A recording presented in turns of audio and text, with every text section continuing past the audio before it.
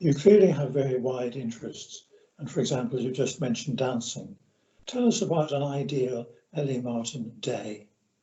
There'd probably be a bit of dancing in it, actually. I danced a lot as a kid. I did ballet and tap lessons. I was never much of a ballerina, but I was actually surprisingly good at tap, although it's been a while. An ideal Ellie Martin day, depends if you mean before lockdown or if you mean a lockdown day.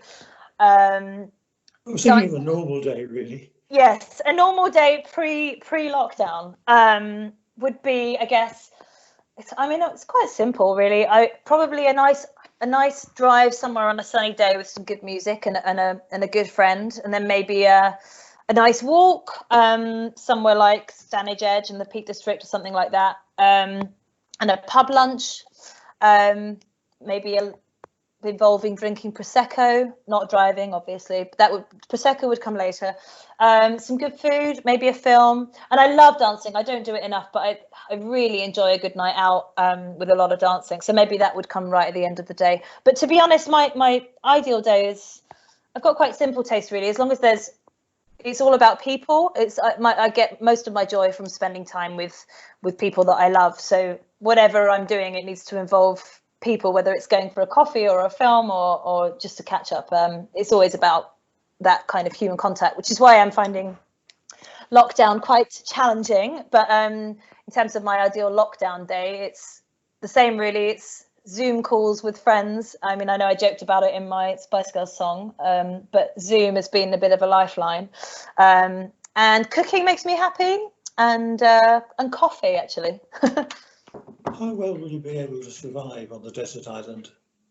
I'd be terrible on the desert island. I listened to Guy's Desert Island Discs, and he was saying that he's not very good at all the practical stuff, and I'm much the same. I probably fare worse than him because I'm not so good with my own company, although I have to say I'm becoming better at it in the last couple of months. But I like the company of other people. I'm quite a social creature, very tactile, and I like to be around people.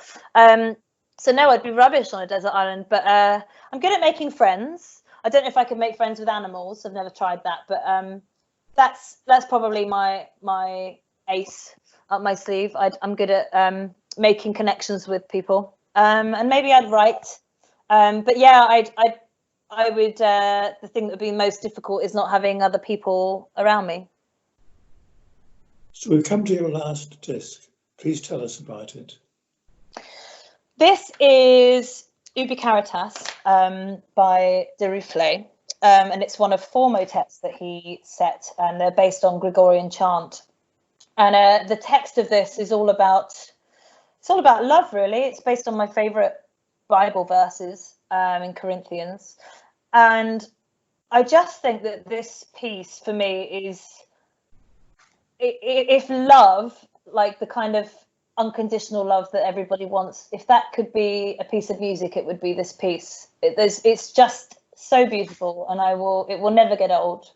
It's the sort of thing that, if I'm ever lucky enough to meet somebody nice and get married, then I would have it at my wedding. It's just wonderful. There's a couple of moments in it where I sort of feel like I would like to live in that chord forever.